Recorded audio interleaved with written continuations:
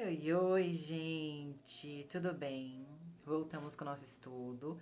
Agora é um pouquinho diferente para quem me acompanha lá no Letra Espírita, viu que o nosso estudo semanal, que era todos os sábados pela manhã, finalizou na semana passada. Então, por esse motivo, eu acabei decidindo mudar o dia do nosso estudo.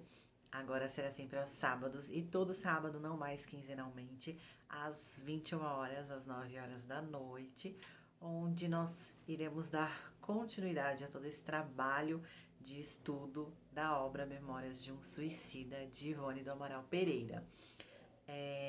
Então, esse é o nosso primeiro vídeo no sábado, esse é o nosso sexto vídeo, e a gente vai falar sobre a parte 5 do primeiro capítulo, que fala, que tem o título, né, de O Reconhecimento. Antes de entrarmos, então, nesta parte, como de costume, né, eu vou convidar vocês só para a gente fechar os olhos e se sintonizar com o alto, porque por mais que esse seja um tema pesado, carregado de energia e vibrações mais densas, que a gente consiga extrair com suavidade e sempre buscando iluminar através desses ensinos e dessas lições o caminho de outras pessoas. Que assim seja, não é mesmo? Então vamos lá. Para quem não lembra, então, só recapitulando nosso último estudo, o estudo 5, aconteceu tudo aquilo, né? De um dos integrantes dos 10 que estão lá em recuperação no hospital da Legião de Maria de Nazaré, poder ter retornado e ver como está a vida dos familiares que ele tanto queria após o suicídio, o que deixou ele num estado muito pior, de perturbação muito pior que ele já estava, né? Então, para quem não se recorda, Camilo, que é quem dita o livro para Ivone, diz que dois acontecimentos foram muito importantes. O primeiro foi aquele acontecimento deles conseguirem acompanhar o espírito que estava indo ver a família, rever a família, né, e ver como eles estavam e por que não estavam aparecendo na prece, em prece para ele. Então esse foi o primeiro ponto importante. E o segundo a gente vai falar hoje, então, qual foi o ponto inicial para a evolução deles. Então, Camilo, ele começa essa quinta parte do primeiro capítulo dizendo o seguinte: o segundo acontecimento que, a par do que acabamos de narrar, impôs-se marcado na etapa decisiva em nossos destinos, teve início no honroso convite que recebemos da diretoria do hospital para assistirmos uma reunião acadêmica de estudos e experimentações psíquicas. Então, para quem não lembra, né, antes de Jerônimo ser levado até o diretor do hospital, eles estavam indo até essa reunião, e aí antes da reunião aconteceu tudo aquilo.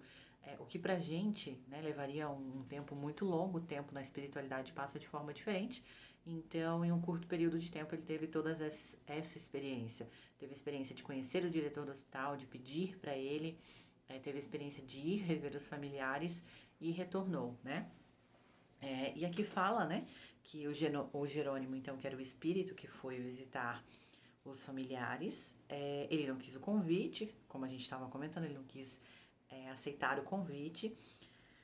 Na tarde daquele mesmo dia em que visitar a família, enquanto nos dirigíamos à sede do departamento, a fim de a ela assistir, de a reunião assistir, no caso, né, ele, presa de desolação profunda, de supremo desconforto, solicitava a presença de um sacerdote, pois confessava-se católico romano e seus sentimentos impeliam-no à necessidade de assim se aconselhar e reconfortar-se, a fim de revigorar a fé no poder divino e serenar o coração que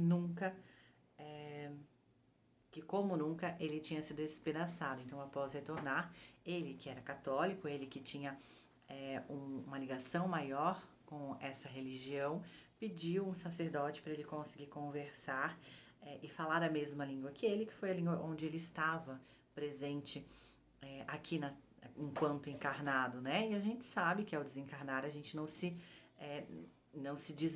desvincula tão fácil dos nossos vícios ou das nossas vicissitudes da última encarnação, de acordo com o nosso nível de evolução. Mas falando deles, espíritos que se suicidaram, então ainda tem uma ligação muito forte com essa última experiência, né?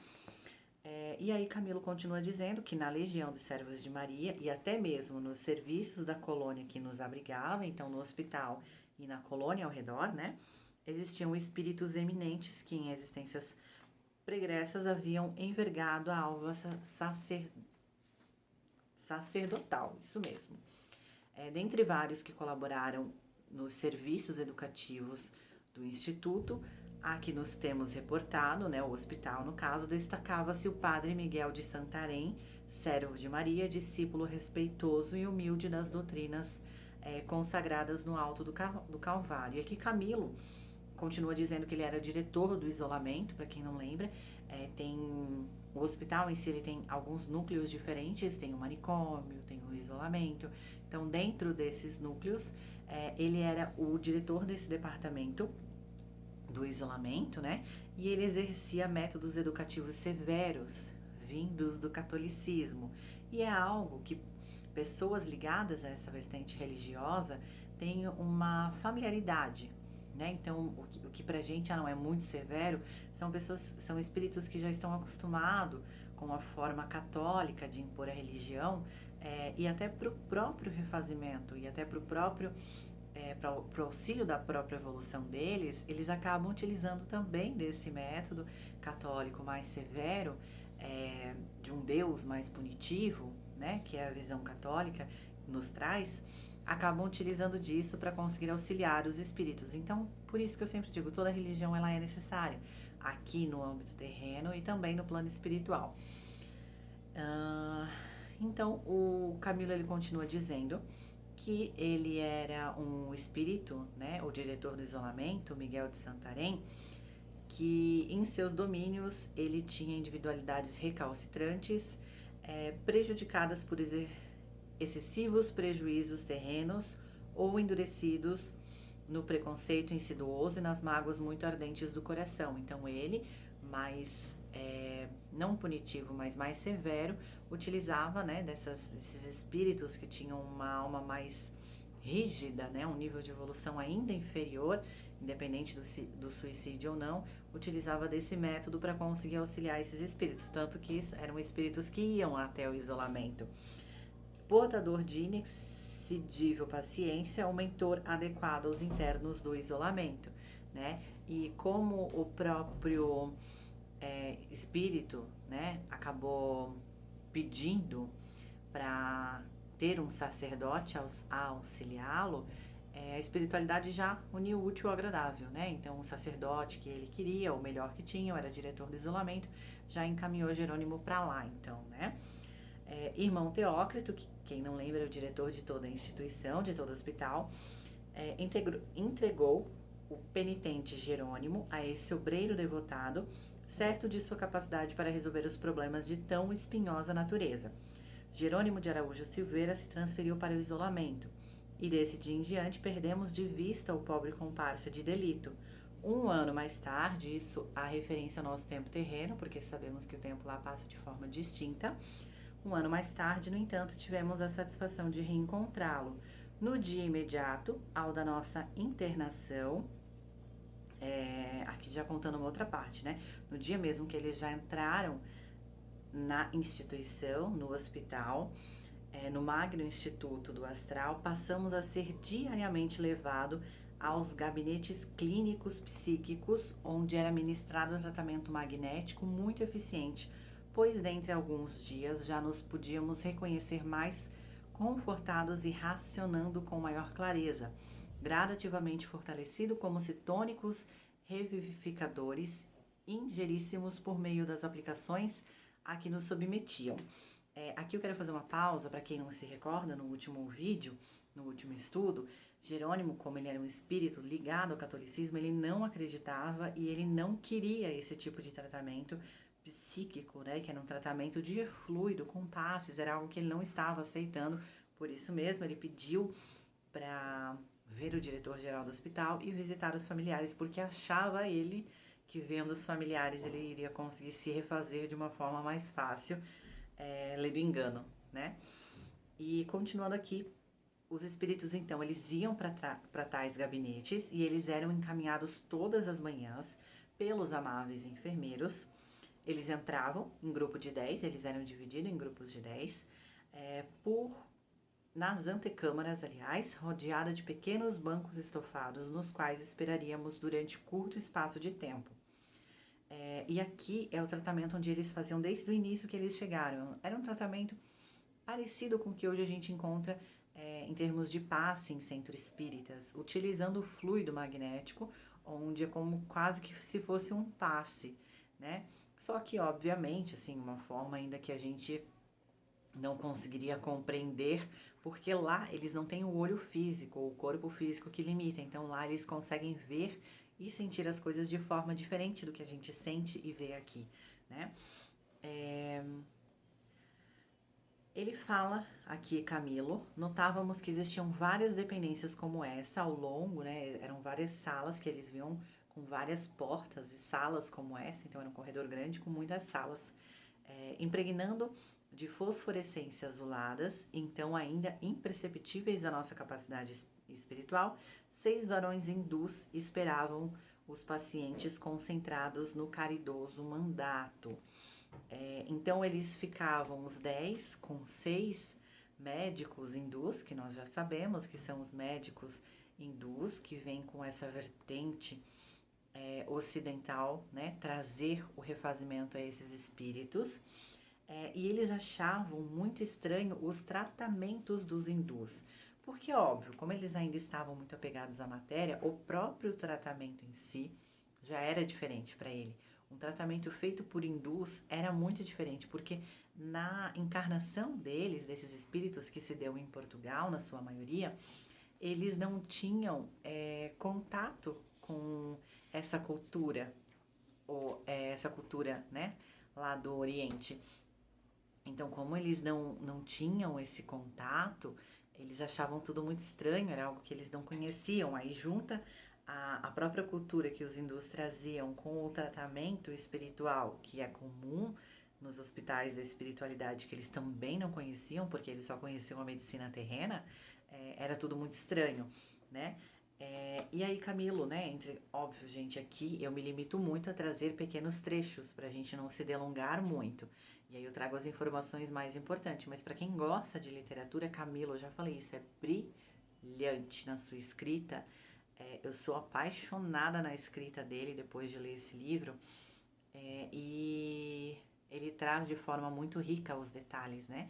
Mas aí eu acabo trazendo aqui de uma forma mais diluída, para a gente conseguir ter o máximo de percepção e o máximo de entendimento possível, né? Então Camilo continua dizendo, em surdina vibravam ao nosso redor sussurros harmoniosos de prece, mas não saberíamos distinguir se oravam, invocando as excelsas virtudes do médico celeste de Jesus para nosso refrigério, ou se divertiam e nos doutrinavam. Então, os 6 médicos posicionados ao redor dos 10, como num círculo era onde eles ficavam, os 10 no círculo, os 6 ao redor. Os médicos, né, que utilizavam do passe, essa troca de fluido, sussurravam que eles não entendiam se era uma prece ou se estava doutrinando o espírito pelo subconsciente do próprio perispírito deles. O que não nos deixava dúvida por se impor à evidência era que atravessavam nosso pensamento com os poderes mentais que possuíam, devassavam nosso caráter, examinando a nossa personalidade moral, a fim de deliberarem sobre a corrigenda mais acertada, qual um cirurgião investigando as vísceras do cliente para localizar a enfermidade e combatê-la. Então, como eu falei, eles não têm o corpo, eles não têm, né, essa prisão carnal, essa matéria densa que limita o nosso espírito. Então lá eles têm percepções e sensações diferentes.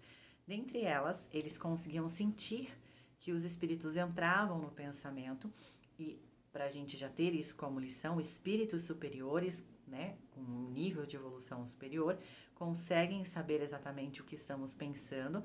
Nós não conseguimos esconder nada, né? Então o espírito um pouco mais intelectual, não necessariamente moral, mas mais intelectual, já consegue fazer isso. Existem muitos espíritos do lado negro, vamos dizer assim, né, que utilizam isso de forma errônea que também conseguem perceber o que passa na nossa cabeça, no nosso pensamento. A gente tem que entender que o nosso pensamento ele vibra. Os espíritos que não possuem esse entendimento de saber exatamente o que está se passando na nossa cabeça, eles conseguem ter uma noção daquilo que pensamos conforme nós emanamos. Se nós estamos pensando algo bom, vamos emanar energias boas, então eles não acabam não se conectando, espíritos mais perversos, né? E ao contrário também.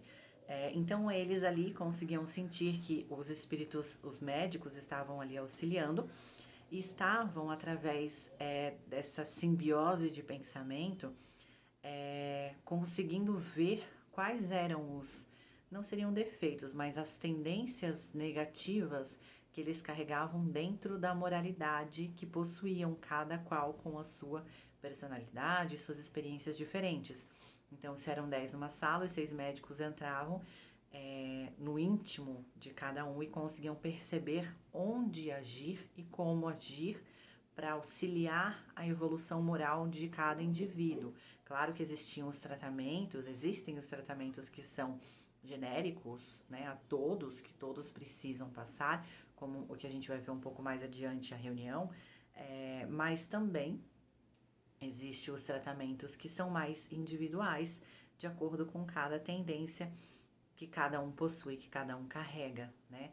Então, esses médicos conseguem entrar dentro dos espíritos para entender a necessidade de tratamento deles, assim como Camilo diz, né? Como um médico abre um paciente que está necessitando de tratamento para descobrir qual que é a enfermidade dele, né? Ou que faz exames, enfim, para descobrir a enfermidade. É um tipo de exame que eles fazem no plano espiritual. Então, aqui o Camilo vai, né, numa longa parte, explicar, né, de uma forma bem minuciosa, que eles, através dessa simbiose de pensamento, eles voltavam a ver o próprio suicídio, mas não como lá atrás no Vale dos Suicidas, de uma forma, durante esse tratamento, né, durante esse passe, vamos dizer assim, que não é bem um passe, mas durante esse tratamento magnético, eles conseguiam, os próprios espíritos voltavam a ver o seu suicídio, e todos eles tinham como se fossem caguetes, que eram hábitos que eles carregavam de tentar salvar a si mesmos. Então, vamos supor, quem se enforcou tentava tirar a própria corda do pescoço. Então, eram hábitos que todos eles tinham. Quem se suicidou com um tiro, por exemplo, como foi o Camilo, tentava estancar a hemorragia. Então, eram consequências, hábitos da própria lei de conservação, de eles tentarem se salvar, né? Que era um impulso primitivo que eles possuíam. E aí, depois, né, disso, de terem o impulso de verem a cena e todos eles tentarem ali se salvar, os espíritos docemente, né, auxiliaram eles no refazimento inicial para eles saírem daquela onda vibratória. E, por fim, um dos espíritos, um dos médicos que estava chefiando esse tratamento, falou o seguinte: lembrai-vos de que já não sois homens. Ao afastar-vos daqui, não deveis pensar a não ser na vossa qualidade de alma imortal, a quem não mais deve afetar os distúrbios do envoltório físico carnal. Sois espíritos, e será como espíritos que devereis prosseguir a marcha do progresso nos planos espirituais. Ou seja, como espíritos eles deveriam prosseguir e não tentar salvar uma matéria carnal, que é o que eles estavam tentando. Então, o que esse médico quis dizer aquilo que vocês estão tentando salvar não existe mais. Vocês são espíritos, vocês ainda existem, e isso não vai adiantar de nada vocês tentarem salvar, porque vocês não vão conseguir. A forma de salvação de vocês é diferente, né? E aí aqui ele finaliza com essa frase a sessão que eles passavam por todas as manhãs. E aí ele já volta para a parte do convite. Ele diz assim: o convite para a reunião presidida por Teócrito deixara-nos satisfeitos. Éramos sensíveis às demonstrações de afeto e consideração. Eles se sensibilizavam com a demonstração de preocupação que os espíritos superiores tinham com eles, né? Que era o que eles sentiam mais próximos de uma amorosidade. Um horror percorreu minhas sensibilidades ao reconhecer na vasta assembleia figuras injustas, desgrenhadas e apavorantes do Vale dos Sinistros. Dentre eles destacavam-se os retalhados, afogados, despenhados de grandes alturas, etc., atordoados como que atoleimados. Não era com facilidade que conseguiam suficiente dose de raciocínio para comprometer as imposições da vida espiritual. Então, existem espíritos mais animalizados, ou espíritos mais deformados, dependendo do tipo de suicídio que escolheu, ou dependendo também do nível de evolução e do quanto ainda se ligou ao seu suicídio no Vale dos Suicidas, né? Então, esses espíritos mais animalizados ou mais deformados, eles eram espíritos que, pelo estado do perispírito que estava, ainda não conseguiam ter um raciocínio tão lógico como os outros. E aqui Camilo continua dizendo que eram espíritos que foram colocados no manicômio, né, lá dentro do hospital, que o hospital tinha cada uma sua ala necessária, como o isolamento, como a ala onde eles estavam, que era a ala mais comum, né, de refazimento dos espíritos, assim como o manicômio, que ele diz que por inúmeras conveniências eles ocupavam essa ala, entre outras as que arrastavam a necessidade de encobri-los à nossa visão, pois repugnávamos a presença deles, excitando impressões desarmoniosas prejudiciais à serenidade de que carecíamos para o restabelecimento.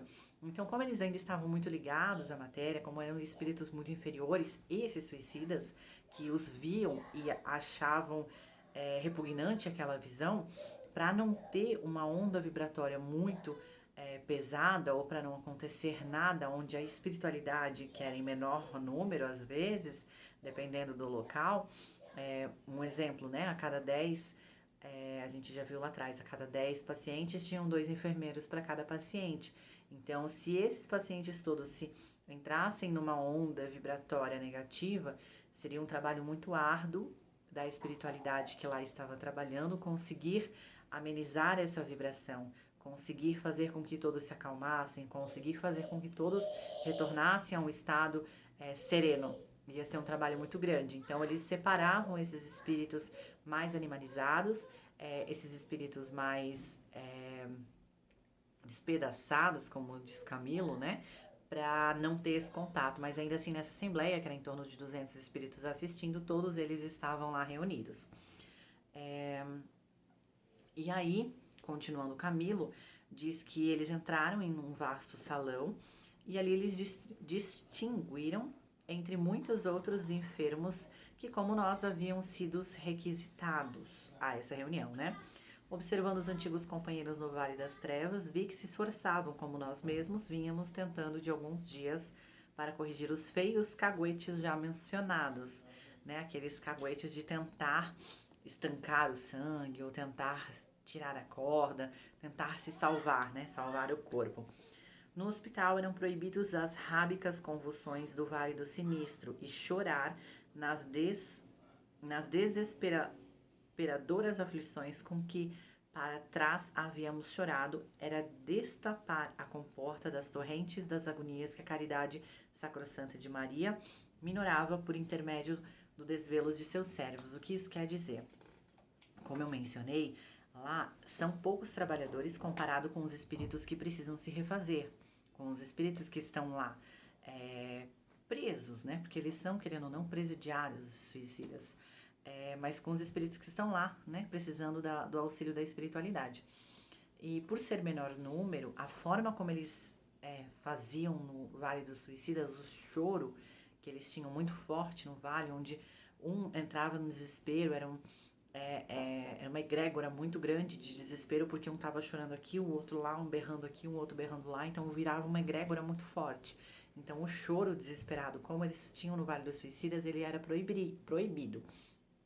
Inclusive, nessa parte, Camilo, ele diz que os espíritos, ao invés de chorar, eles meio que se reconheciam, meio que riam, né, automaticamente, porque eles não podiam chorar, então eles riam de nervoso, riam por reconhecer o outro, eles simplesmente estavam rindo um para o outro de uma forma meio desastrosa, mas estavam tentando, né? E aí, Camilo continua dizendo que silêncio religioso estendeu ondas harmoniosas de recolhimento pelo vasto salão, onde cerca de 200 espíritos envolvidos nas mais embaraçosas redes da desgraça corriam arrastando as bagagens gravosas das próprias fraquezas, das amarguras incontáveis que noitavam as suas vidas. E aí ele fala de um momento muito bonito, onde todos já estavam sentados, né? E após isso, após eles estarem sentados, tocou um sino, onde eles não viram sino nenhum, mas tocou 6 badaladas de um sino, e aí veio um coro, onde eles não sabiam de onde vinha esse coro, e aí veio um coro de cântico, né, que veio devagarzinho e foi aumentando, e esse cântico veio junto com uma imagem de Gabriel fazendo visita à Virgem Maria, acabou descendo essa imagem como se fosse de um telão, desculpa, gente, como se fosse descendo de um telão, e nesse momento, o diretor-geral do hospital fez uma prece a Maria, apresentou-os a Maria, e nessa energia doce, que lembrou, inclusive, eles da infância, que lembrou eles do amor maternal de Maria, obviamente, fez com que todos chorassem, né, e todos entrassem numa vibração que os fez recordar de um amor maternal assim. E aí seguiu-se a explanação, seguiu-se essa reunião, onde nessa reunião um dos espíritos teve a experiência de ir até a frente dos demais e falar da sua experiência. Enquanto ele falava da sua experiência de suicídio, aí desceu um telão, e nesse telão é como se tudo que ele falasse apareciam as imagens ali, como que automático, a espiritualidade estava auxiliando nessa explanação, né? E aí, durante algumas páginas, ele conta dessa experiência, onde o que eles aprenderam lá é que eles são espíritos imortais, e que o suicídio não acaba levando a nada, né? O que a gente já sabe. E aí, no final dessa palestra, no final dessa reunião, né, dessa experiência, um dos espíritos que estava auxiliando, que estava ali presidindo essa reunião, tem uma fala maravilhosa sobre a instrução do espírito, sobre o espírito ser eterno, sobre as questões do suicídio em si, né? Não quero me delongar nesse assunto porque são coisas que a gente já sabe. Ou também, se você não souber, você pode deixar nos comentários aqui qualquer dúvida que tenha em relação a essa base mais doutrinária inicial, né? Que eu também posso responder sobre como, né, o que o suicídio acarreta ou não. Posso responder escrevendo também, só para não me delongar nessa parte, que usualmente a gente já viu lá atrás, né, nos outros vídeos, o que acontece com o suicida. E no final dessa fala, esse espírito ele diz o seguinte: de agora em diante, desejareis certamente aprender algo a respeito de vós mesmos, pois a verdade é que tudo desconhecereis a respeito do ser, da vida, da dor e do destino. Malgrado os pergaminhos que ostentáveis, aliás, como galhardia na terra, malgrado as destinações e honrarias que tanto assentavam as vossas invulsas vaidades de homens divorciados do ideal divino. O que ele diz aqui, gente? Ele diz o seguinte, que a partir desse momento, depois de toda essa reunião da explanação que eles tiveram, né, da experiência que eles tiveram, eles tinham que voltar ao seu próprio eu e conhecer o seu próprio eu. Para conhecendo a si mesmo, eles conseguirem entender serem seres eternos, e não somente a última experiência que tiveram, né, mas seres que têm uma eternidade ainda para se passar, né, uma eternidade para viver ainda, né? E aí, continuando, Camilo diz que nos dias subsequentes que passou dessa reunião, durante as mesmas reuniões fomos levados a examinar com minúcias penosíssimas os atos errôneos praticados nos transcursos da existência que havíamos destruídos. Eles observavam, então, o emaranhado de prejuízos morais, mentais, educativos, sociais, materiais, que nos arrastaram ao detestável resultado que chegaram, né? Tudo o que aconteceu que levou eles até o suicídio. Eles estavam examinando durante essas reuniões. Assistido pelos mentores pacientes, retroagimos com o pensamento até a infância e voltamos sobre os próprios passos e muitas vezes banhados em copioso pranto e invariavelmente desapontados, confessamo-nos os próprios autores dos desenganos que nos abateram nos vulcões do suicídio. Então nós sabemos que não existe em momento nenhum nenhuma injustiça, e o suicida acaba por vezes, né, colocando a culpa em terceiros, não só o suicida, né, gente? Desculpa. Mas nós mesmos temos a tendência de colocar em terceiros os erros ou os problemas, né? E a gente sabe que somos as consequências daquilo que nós plantamos lá atrás. Depois de tão complexos exames, voltávamos às novas reuniões a fim de aprendermos como de preferência deveríamos ter agido e evitar o suicídio, quais deveriam ter sido os atos diários, os empreendimentos, se não nos afastáramos do raciocínio inspirado no dever, na fé e nos mesmos no amor paternal de Deus. Então, primeiramente, eles viram toda a vida e o que levou eles até tal ato, eles entenderam que o erro foi somente deles, e aí depois dessas reuniões, eles faziam outras reuniões, né, passando esse processo, outras reuniões entendendo o que eles poderiam ter feito de diferente, para ver se na próxima encarnação eles aprendem, né, a agir de forma diferente. Em vários casos, a solução para os problemas que abriram as portas para o abismo encontrava-se a 2 passos de distância do sofredor. Surgiria o socorro enviado pela providência ao seu filho bem-amado dentro de alguns dias, de poucos meses, bastando somente que esse se encorajasse pela diminuta espera em glorioso testemunho de vontade, paciência e coragem moral necessário ao progresso espiritual. E isso, gente, é com todos nós. Todos nós estamos no mundo de provas e expiações e todos nós estamos passando por momentos dolorosos, cada qual com a sua individualidade.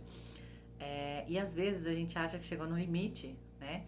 Que a gente não aguentaria mais e que a gente precisa de socorro e se sente num abismo, num poço onde a gente não consegue fazer nada. Mas o socorro vem. A gente precisa ter fé e paciência, o socorro vem, né? E o socorro viria para esses suicidas e todos os outros, caso esperassem mais um pouco e dessem um ato de devoção, um ato de fé em Deus, né? Então concluímos com decepcionante surpresa que fácil teria sido a vitória e até a felicidade se buscáramos no amor divino a inspiração para os ditames da existência que desgraçadamente destruiríamos. Então seria fácil eles conseguirem finalizar, né, as missões ou finalizar os processos que precisavam se eles tivessem esperado. E assim a gente tem que levar isso para a nossa própria vida. Pode ser fácil se nós nos mantermos firmes na fé em Deus, na fé na espiritualidade, em Jesus, aquilo que nos conecta, né, com o divino. Somente a gente tem que esperar, porque é um processo, não é no nosso tempo. A gente não entende por quê, mas não é no nosso tempo, né? A espiritualidade sabe muito bem a hora de agir, a hora de parar, né? E obviamente Deus nunca nos deixará desamparado, porque é como um pai que não consegue ver um filho sofrendo, mas a gente sabe que o filho tem que passar por processos de dores até aprender as próprias lições, porque não é algo que nós conseguimos embutir na cabeça das pessoas. Nós não conseguimos embutir uma lição na cabeça de alguém, a pessoa precisa aprender por si própria. Assim é Deus olhando os nossos próprios erros, né? E aí, praticamente que finalizando, Camilo diz que em pouco mais de 2 meses eles estavam habilitados às mais amplas induções. Eles tinham refletido muito, aprendido muito e já tinham aprendido muita coisa em relação ao suicídio. E aqui ele elenca algumas... elenca não, ele enumera até, né? Acho que são 10. São 10 lições ali que eles aprenderam nesse tempo. E vamos lembrar, né, gente, esse livro, eu não me recordo exatamente o ano que ele foi escrito, mas foi escrito ali pela Segunda Guerra, né? Então era o início do espiritismo. Claro, muita coisa que tem aqui a gente sabe que é óbvio, né? Só que para uma pessoa que talvez esteja lendo um romance, ou para uma pessoa lá atrás que não tinha tanto acesso ainda ao estudo do espiritismo, das obras doutrinárias, né? Obviamente são questões doutrinárias que precisam estar baseado dentro de um romance como esse. O primeiro, então, que ele enumera é que o homem é um composto de tríplice natureza, humana, astral e espiritual. Nós somos seres espirituais vivendo uma experiência na matéria, ponto, né? O segundo é vivendo na Terra, esse ser inteligente, nós, né? Que deverá evolver pela eternidade, que nós somos eternos, denomina-se homem, sendo, portanto, o homem um espírito encarcerado num corpo de carne ou encarnado. Um espírito encarcerado, aquilo que nós falamos. Isso que vivemos é uma prisão. O nosso verdadeiro estado natural é a espiritualidade e não essa experiência corpórea. O terceiro é, um espírito ele volta várias vezes a tomar um novo corpo carnal sobre a terra. Questão da reencarnação, um fato, né? Quarto ponto, o suicida é um espírito criminoso. Isso a gente já sabe, né? É um espírito, um dos piores crimes, os dois piores crimes, né? O suicídio e o aborto, onde a pessoa faz um ato contra si, e o aborto ainda é um pouco pior, porque faz um ato contra um espírito querendo reencarnar, né?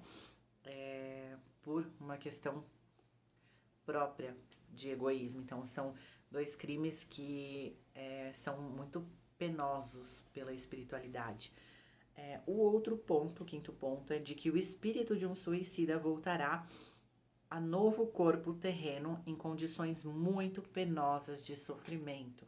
Esses espíritos, eles voltarão, os suicidas voltarão aos corpos sofrendo, obviamente, muito, porque, né, não se sofre só no plano espiritual. Aqui terão muitas provas que colocarão em xeque aquilo que aprenderam em relação ao suicídio. Se aprenderam a perseverar e esperar com fé, ou se não aprenderam nada, né? E aí o sexto ponto fala, né, que a volta do suicida ao novo corpo carnal é a lei nós voltarmos, né, a reencarnar. Outro ponto, o oitavo, né, na espiritualidade raramente o suicida, e esse é um ponto bem interessante pra gente falar. Raramente o suicida, ele permanecerá muito tempo na espiritualidade, né? Descerá a reencarnação prestamente, tal seja o acervo das danosas consequências acarretadas, ou adiará o cumprimento daquela inalienável necessidade, caso as circunstâncias atenuantes forneçam capacidade para o ingresso em cursos de aprendizado edificante que facilitarão as pelejas futuras a prol de sua mesma reabilitação. O processo, para a gente entender, normalmente o espírito passa o tempo que necessita no Vale dos Suicidas, passando esse tempo onde ele fica lá, o tempo do fluido, né? O tempo que ele ainda teria na Terra. Passando esse período de sofrimento, ele vai para o hospital e aí começa o tratamento de direção, onde os espíritos ensinam, fazem reuniões, dão as aulas, dão o material necessário para eles aprenderem a lição, e também refazem o perispírito, o psíquico deles. Ponto, né? São duas questões. Primeiro o espírito sofre, depois ele vai e aprende. Normalmente, logo em seguida, ele já se prepara para uma próxima reencarnação, sabendo que ele sofrerá. A gente vai falar no outro tópico, no outro ponto, né, que Camilo elencou aqui.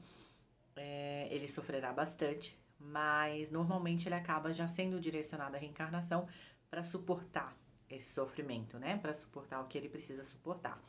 Mas em alguns casos, quando o espírito, ou por uma vontade própria, ou por um mérito de evolução, não precisa só pagar essa questão, né? Só ter uma expiação referente ao suicídio, mas ele tem condições morais ou condições intelectuais de aprender outras questões.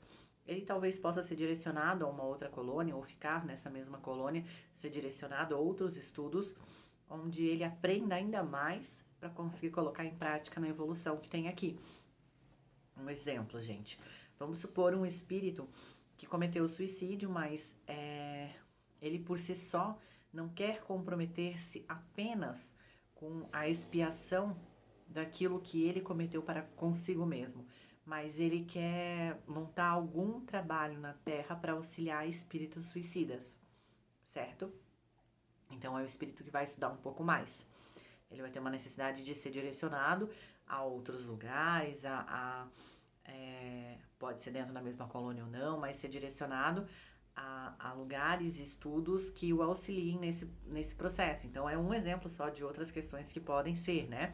Mas só para a gente entender quando que um espírito já reencarna ou quando que um espírito vai aprender e estudar ainda mais. Então, basicamente seria isso. Ele não vai estudar ou não vai aprender quando for algo somente para si, né? Porque quando é somente para o seu próprio refazimento, normalmente já aprende na prática, né? Já coloca em prática aqui. Mas quando envolve uma missão maior, né? Algo maior, que o espírito ou se habilita, enfim, né? Normalmente se habilita, ninguém é obrigado a fazer nada, mas que o espírito se habilita, ele tem que estudar um pouquinho mais. O último ponto, também bem interessante, eu tinha pulado um nono ponto. O suicida é como um clandestino na espiritualidade, né? Então ele é visto aos olhos dos outros espíritos com um mau grado, por isso que normalmente ele acaba nem indo para outros locais, ele fica em colônias específicas para esse tratamento. E o 10º ponto, nosso último, Camilo diz o seguinte: renascendo em novos corpos astrais, aliás, renascendo em novo corpo carnal, remontará o suicida à programação de trabalhos diversos aos quais imaginou erradamente poder escapar pelos atalhos do suicídio. Experimentará novamente as tarefas, provações semelhantes ou absolutamente idênticas às que pretendera arredar. Passará inevitavelmente pela tentação do mesmo suicídio, porque ele mesmo se colocou nessa difícil circunstância, carreando para a reencarnação expiatória as amargas sequências do passado delituoso. A tal tentação, porém, poderá resistir, visto que na espiritualidade ele foi devidamente esclarecido, preparado para essa resistência. Se, contudo, vier a falir por uma segunda vez, o que será improvável, multiplicar-se-á sua responsabilidade, multiplicando-se também desastrosamente as séries de sofrimentos e pelejas reabilitadoras, visto que é imortal. O que nós temos aqui? Então, o espírito ele volta para uma experiência corpórea, ponto. Sabemos, isso é um fato. Quando voltar, ele vai ser colocado em tentação por muitas vezes, mas ele resistirá.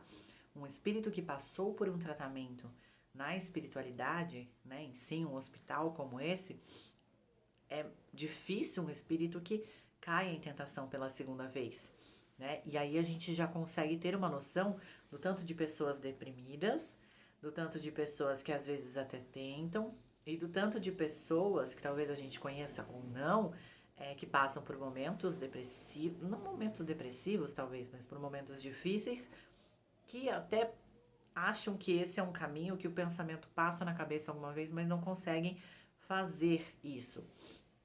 E eu me identifico muito com essa parte, gente, porque, claro, eu não sei do que aconteceu nas minhas outras experiências, em todas pelo menos, né? Sei alguns aspectos que me foi revelado, mas pouquíssima coisa. É só o que me era necessário de aprendizado no caminho, que me auxiliou. Mas a gente sabe que, né, o véu do esquecimento, ele vem justamente pra gente seguir o nosso caminho sem ficar olhando para trás. Mas eu sou uma pessoa que, por uma vida bem difícil que passei, que também não vem ao caso, por algumas vezes tentei o suicídio sem ser uma pessoa depressiva, né? E inclusive isso era um tema de que eu tava conversando essa semana com uma pessoa específica sobre as diversas facetas que pode ter a depressão, que uma pessoa pode estar depressiva de uma forma totalmente diferente que outra, que não existe uma regra só para depressão, não existe, e é muito particular de cada um.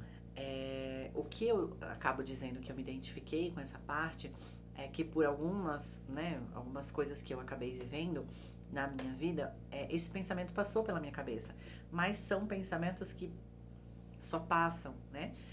E por aí eu já consigo identificar que em alguma vida eu fui um espírito que me suicidou, porque esse pensamento, essa energia, ela está em mim, né? É uma energia que não sou uma pessoa depressiva, nunca fui uma pessoa depressiva, mas é um pensamento que sem motivo nenhum acaba vindo. Então, quando a gente estuda um pouco mais, a gente consegue entender essas questões, né? E eu já consegui entender que foi a mim, o meu caso particular, algo de outra vida, né? De um suicídio de outra vida que talvez me acompanhe e faça essa vida ser tão sofrida. Mas não é só minha, né? A gente sabe que muitas pessoas passam por coisas bem difíceis, a dor do outro, a nossa dor, enfim, não existe um termômetro de sofrimento, né? Não existe uma balança de quem sofre mais, quem sofre menos. A questão é que, né? Se existem muitas pessoas que, assim como eu também, o suicídio passa pela cabeça sem ter um motivo real, como já aconteceu umas 2 vezes, né, durante a minha encarnação, mas é uma coisa que não tem como concretizar, não faz sentido concretizar, não há vontade de concretizar, ainda que a dor esteja um ápice muito forte, não há vontade de concretizar essa situação, né, essa circunstância. Provavelmente por eu já ter sido um espírito que aprendeu no plano espiritual sobre isso, talvez até essa questão do estudo seja algo que eu não faço ideia se tem a ver com isso ou não. É, enfim, né? Mas é uma coisa que realmente é fato. O espírito que se suicidou, ele volta sofrendo, né? Bastante, e volta com esses pensamentos, né? Volta e meia ele tá aqui com esses pensamentos, mas sem ter a coragem de colocar em prática, ou sabendo que colocar em prática isso não é uma opção, vamos dizer assim. E a gente já consegue diferenciar quem talvez seja a primeira vez que está sofrendo com isso, e que nós devemos ter um olhar vigilante, ou quem só está tentando cumprir a sua expiação, né? Que já passou por isso, está tentando cumprir a sua expiação, está sendo colocado, né? E todos nós somos colocados à frente das nossas tentações. Para o suicida, há poucas encarnações, a tentação é o suicídio. Então nós somos colocados à frente sempre. Por isso que o espírito suicida, ele sofre muito, porque ele precisa aprender a ser resiliente, aprender a se resignar, né? Aprendendo assim, ele consegue finalizar a expiação sobre essa questão, né? Então é uma energia que todo espírito que já se suicidou acaba trazendo para si. E normalmente, como disse ali no começo dessa última questão que Camila elencou, a gente acaba sendo colocado à frente daquilo que a gente acabou tentando fugir na última encarnação, na encarnação onde a gente cometeu o suicídio, né? Então, eu cometi o suicídio por uma questão financeira, por exemplo. Eu serei colocado sempre em xeque com a questão financeira para ver se eu vou sucumbir, se eu vou desistir, né? Se eu vou partir para o suicídio ou não. Mas como finaliza a Camila, é difícil um espírito que já aprendeu essas lições, que já passou por isso, já fez esse trabalho de refazimento, cair em tentação novamente, né? O que temos para falar sobre este quinto tópico do primeiro capítulo seria esse, tá? Na semana que vem a gente volta com a parte 6, que é lindíssima também, que fala sobre a comunhão com o alto, né? E aí fala de uma vertente mais religiosa, né? Mais cristã, bem bonito. Eu espero que vocês voltem comigo semana que vem. Agora, todos os sábados, às 21 horas, a gente se encontra aqui neste canal no YouTube. Se tiverem algum comentário, alguma indicação, se tiver alguma crítica construtiva, viu, gente? Com amor, pode deixar nos comentários, que estou aberta a sugestões, enfim. É isso, viu, gente? Eu espero que vocês fiquem bem. Desejo um excelente final de semana. A partir da semana que vem, como em todas as semanas, todos os dias de segunda a sexta, nossos videozinhos com reflexões diárias e outros conteúdos nas nossas redes sociais. É isso então, meu povo. Desejo uma boa noite para vocês, um bom final de semana e que fiquemos todos com Deus, emanando sempre luz e amor para os nossos próximos. É isso. Tchau, tchau.